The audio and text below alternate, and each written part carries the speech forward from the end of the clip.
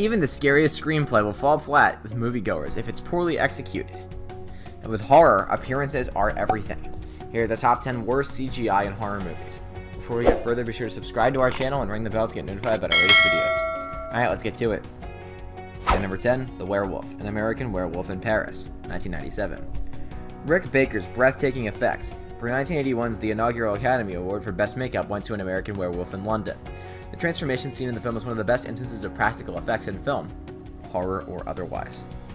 An American Werewolf in Paris, released 16 years later and barely connected to the original, offers opposed special effects. In the original film, the werewolf had a presence that made the audience feel afraid for everyone within a 5-mile radius. But the second one didn't work out as well. At number 9, The Langoliers in The Langoliers, 1995. This 3-hour version of a Stephen King novella, one of 4 in 4 Past Midnight, is at least 2 hours too long to be considered one of the best TV horror miniseries. The exceedingly awful digital effects, which don't even appear realistic for a mid-1990s television film, don't improve the viewing experience. The Langoliers' effects are disappointing because the film was directed by Tom Holland, who previously demonstrated expertise in shooting practical effects in Fright Night and Child's Play.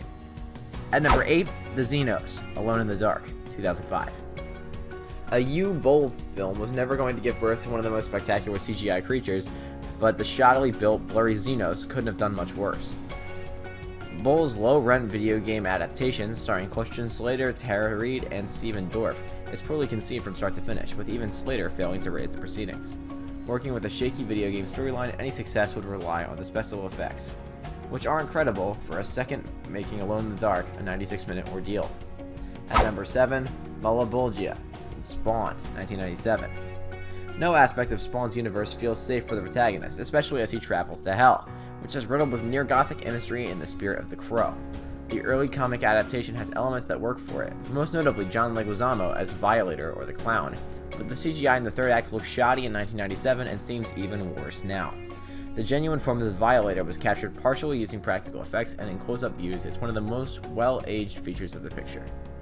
At number 6, The Deer, The Ring 2, 2005.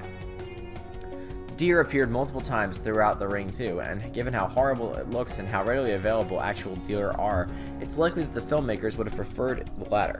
The attack scene survives in an unrated version, despite the removal of this scene in the actual version. Rachel Keller, played by Naomi Watts, is driving Aiden to his house. Suddenly, a herd of deer emerges from the woods and collides with the automobile. The problem is that it's obvious that the car is being driven off the road by something that was created by a computer. At number 5, every variation of The Thing, from 2011. The Thing by John Carpenter is not only one of the best horror pictures ever created, but also one of the best films ever made. The 2011 prequel of the same name is different. Even with a stellar ensemble that includes Mary Elizabeth Winstead, Joel Edgerton, Adewale Akinnuoye Agbaje, and Eric Christian Olsen, the picture never takes off, and that's because it lacks at least one production feature important to the original's success: its effects.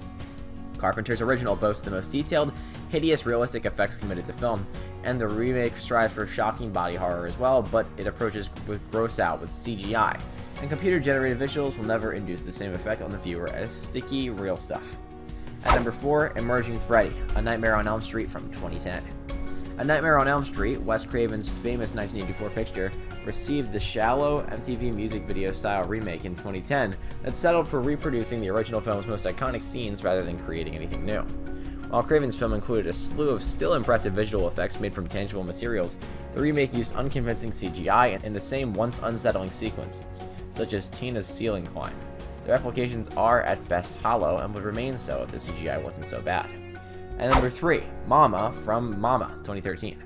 Mama, directed by Andy Muschietti, is a solid entry in the glut of the early 2010s supernatural scarers, boosted by strong performances from Jessica Chastain and Nikolaj Coster-Waldau.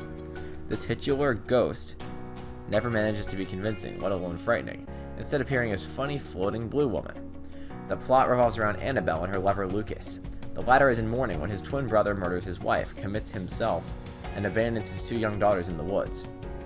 Now, Lucas and Annabelle are raising the 2 children on their own, although they keep mentioning a guardian named Mama. And number 2, CGI Pennywise from It, 2017. This one is probably going to be a little controversial. Pennywise, the dancing clown, looks fantastic when portrayed by Bill Skarsgård in makeup and costume. The actor imbues the vicious alien with enough personality to make him truly terrifying, which is quickly lost when he transforms into Pennywise the CGI monster running towards the camera. Andy Muschietti's first It, in 2017, ventured into a world of CGI a little too frequently, with only one effective use. But it was taken to the point in 2019's It Chapter 2 that Pennywise was never scary, which didn't assist an already problematic weaker half of otherwise wonderful work. And at number 1, The Vampire Cats from Sleepwalkers in 1992. Even if Stephen King's Sleepwalkers was based on an existing work of his, it would be scarcely described as frightening as the book counterpart. The film was a ridiculous spin on the vampire genre, with its immortal lifers transformed into cat people rather than bat humans. The plot revolves around a mother and son shape-shifting duo who survive by feeding on others, although there's a fair possibility no one's eating more than the mom of her son. Well, that's it for the video. What'd you guys think about it? Let us know in the comments below. If you're new here, be sure to subscribe and ring that bell to get notified about our latest videos, and leave a like too. Thanks for watching, and we'll see you next time. Bye-bye.